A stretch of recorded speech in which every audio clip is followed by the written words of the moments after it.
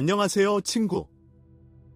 옵티마에는 2리터 G4KD와 2.4리터 G4KE 자연흡기 엔진이 탑재됐다.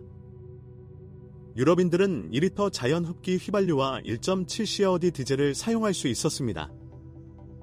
또한 이러한 엔진 중 하나를 갖춘 하이브리드 버전도 있었습니다. 136마력 1.7COD는 상당히 경제적이지만 6에서 6.5리터 100km 1.6톤 세단, 특히 자동 변속기 포함에는 너무 약합니다. 2리터 자연흡기 휘발유는 제 역할을 훨씬 더 잘 수행하지만 평균 10에서 11리터 100km를 소비합니다. 미국 시장에는 2.4리터 GDI 외에 2.0T 터보 엔진 G4캐시도 제공됐다. 그리고 2.4는 미국식 하이브리드의 후드 아래에 놓였습니다. 불행히도 어떤 경우에는 모든 가솔린 엔진 변형이 주요 수리를 위해 보내졌습니다. 이것은 보증기간 동안과 20만에서 25만 킬로미터 후에 발생했습니다. 첫 번째 경고 신호는 외부 소음, 노크 소리일 수 있습니다. 2.0 15발에서는 극힘이 일반적으로 감지되었으며 2.4 및 2.0T에서는 라이너가 회전했습니다. 고급 사례에서는 모터가 막혔습니다. 그러나 이를 인수한다고 해서 문제가 재발되는 것을 완전히 제거할 수는 없습니다. 그 이유는 스커핑의 원인 중 하나가 파괴된 촉매 때문입니다. 보통 2.0에서 라이너의 마모 및 회전, 2.4의 경우 일반적은 윤활 시스템의 계산착오로 인한 오일 부족으로 인해 발생했습니다. 제조업체의 엔진 수정은 후자를 선호합니다. 추가 오일 노즐이 설치되었습니다. 그러나 현대화는 세대교체 이후인 2016년에야 이루어졌다. 따라서 TF 모터는 업데이트를 받지 못했습니다. 터보 엔진에서는 오일 공급 라인에서 튜브와 유연한 인서트의 교차점에 있는 터보 차저까지의 누출이 때때로 발견되었습니다. 디젤 버전은 2011년 말 라인업에 등장했습니다. 연료 공급 시스템이 때때로 어려움을 겪는 곳입니다. 때때로 탱크의 필터가 막혀 시동에 문제가 발생하고 엔진이 불안정하게 작동하기 시작하며 견인력 부족이 발생합니다. 1.7COD 디젤 엔진을 장착한 기아 아프터머의 또 다른 일반적인 문제는 60에서 9만 킬로미터 후 헤드 게스킷이 손상되는 것입니다. 이러한 유형의 오작동에 대한 증상은 일반적입니다. 오일이 냉각 시스템에 들어가거나 부동액 수준이 떨어집니다. 흥미롭게도 정확히 동일한 디젤 엔진을 장착한 기아 스포티지에는 그러한 특징이 없습니다. 수동 변속기가 장착된 디젤 버전의 문제점은 클러치 작동입니다.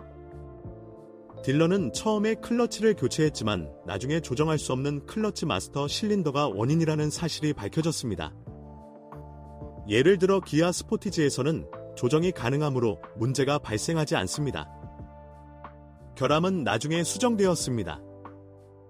아직 기계에 대한 심각한 불만은 없습니다. 때때로 80에서 12만 킬로미터 후에만 억제제, 선택 레버 위치 센서를 변경해야 합니다. 실패하면 엔진 시동이 어려워진다. 전환 시 충격, 차음에 대한 불만도 있지만 일반적으로 문제가 해결되지 않습니다. 프론트 엑셀에는 맥퍼슨 스트럿이, 리어 엑셀에는 멀티링크 디자인이 장착됩니다. 전면 완충 장치는 일반적으로 60에서 12만 킬로미터에서 마모되고 후면 완충 장치는 100에서 15만 킬로미터 이상 지속됩니다. 해당 축 레버의 무음 블록도 수명이 거의 동일합니다. 볼 조인트는 90에서 14만 킬로미터 후에 마모될 수 있습니다. 일부의 경우 전면 충격 흡수 장치의 지지 베어링은 30에서 4만 킬로미터 지속되고 다른 경우에는 100에서 12만 킬로미터에 이릅니다. 10만에서 12만 킬로미터 후에는 앞바퀴 베어링을 교체해야 합니다. 소유자는 때때로 스티어링의 노크 소음에 대해 불평합니다. 대부분의 경우 전기 부스터에 마모된 탄성 커플링이 원인입니다. 예를 들어 오른쪽 지지 슬리브의 마모로 인해 스티어링 넥 자체가 노크될 수도 있습니다. 10에서 15만 캠 주행 후 누수가 발생할 수 있는 CV 조인트 부츠를 관리하지 않으면 내부 또는 외부 조인트가 파손될 수 있습니다. 결함이 발견되면 결함이 있는 부품을 선택해야 합니다. 5에서 7년 동안 작동한 후에는 때때로 브레이크 호스, 보통 앞쪽 호스를 통해 브레이크액 누출이 감지됩니다. 아프터머를 선택할 때 도장 상태를 확인해야 합니다. 극힘과 칩이 매우 빨리 나타나서 결과적으로 정확한 부식이 나타납니다. 내부의 플라스틱도 품질이 좋지 않습니다. 극힘에 취약하고 시간이 지남에 따라 삐걱거리기 시작합니다. 그리고 70에서 10만 킬로미터가 지나면 스티어링 휠 코팅이 마모됩니다. 온보드 전자 장치에도 문제가 있습니다. 일반적으로 산화된 접점이 고장의 원인이지만 때로는 장비 자체가 동결되는 경우도 있습니다. 예를 들어 BSD 사각지대 모니터링 시스템은 자동으로 꺼집니다. 점화 장치를 껐다가 다시 켜면 기능이 복원됩니다. 때로는 공장 후방 카메라를 변경해야 할 때도 있습니다. 경고성을 잃고 부식되어 파손됩니다.